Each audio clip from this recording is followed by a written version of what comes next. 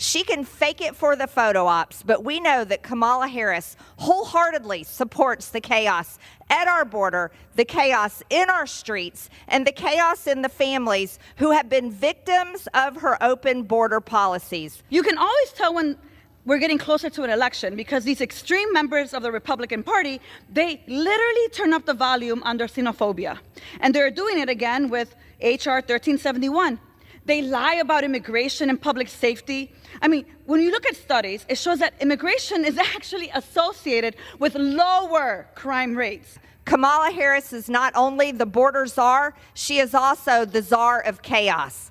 And her policies have destroyed American. They fear-monger, they dehumanize, while they're also quoting scripture, which is kind of hypocritical. And they scapegoat asylum seekers, people who, just like my parents, want to seek a life of dignity and hope and have faithfully contributed to their community and to our collective economy.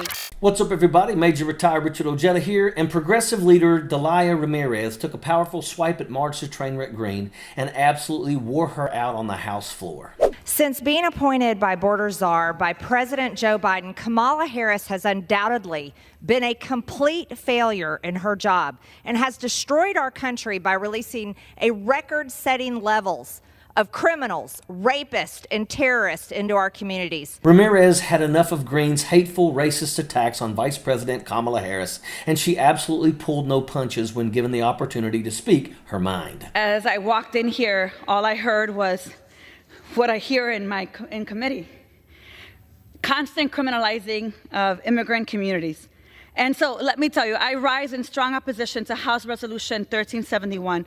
What this is: more lies, more representations, and more inaccuracies. When the majority cannot pass bills, what do? They introduce blatantly political resolutions that consistently target powerful women of color. They are willing to vilify and misrepresent the sitting vice president of the United States for her diplomatic work to address the root cause of migration from Central America. If my Republican colleagues actually cared about immigration or border security, they would address the conditions that drive people to the southern border. They would pass spending bills that invest in foreign humanitarian assistance and international development programs, and they would participate in cooperative efforts to realize a world where people can build their life they want back at home. She stood by and allowed these people to come in and idly watched our children and women being raped by illegal alien criminals. Greene's antics are a disgrace, spreading lies and xenophobia to prop up Donald Trump's floundering 2024 campaign, and they need to be called out. It's like every MAGA nut job is stuck on stupid, and Marge is the one throwing gas on the fire. In the hearing, Ramirez highlighted why House Resolution 610 should be approved to shut Greene up, and it will be a good day when we won't have to hear her shrieking banshee voice anymore. Greene's record is filled with instances of promoting violence, anti-Semitism, and bigotry, from comparing mask mandates to the Holocaust and spreading conspiracy theories about 9/11. Greene's behavior is an embarrassment to Congress, and it's time that we demand better. Border czar Kamala Harris said, "Do not come," yet proudly welcomed 11.5 million illegals from over 160 countries. Contrast this with Ramirez's track record. She's a champion for immigrant rights and racial justice, actively involved in legislation aimed at improving health care, education, and the environment. Ramirez's leadership is exactly what we need in these times. Have we forgotten what real leadership looks like? They want us to waste our time on legislative gimmicks and sham resolutions to score cheap political points. Enough. Seriously, enough. We've been here, we've done this, it's deja vu. I am tired. I yield Gentlelady an additional 30 seconds. Gentlelady is recognized for 30 seconds. They continue to shelve their mass deportation BS. And I'm so tired of it. Let's get to solutions. We should be talking about appropriations. We should be talking about how we make sure that things are working for the American people instead of criminalizing people that are helping us boost our economy. So let's vote no on House Resolution 1371, and let's be done with this waste of time. I yield back to the ranking member. This isn't just about one speech, though. It's about holding those who spew hate and lies accountable. We cannot let that Neanderthal from the Georgia swamp poison our political discourse, and resisting their lies is what we all need to be doing anyway. Ramirez also took a swipe at House Resolution 1371. This bill unfairly targets Vice President Harris, accusing her of failing in her role as border czar. The resolution is nothing but a diversion, attempting to shift focus from Greene's own failures. Greene, with her extremist views and enormous three toes, is the real threat to our democracy.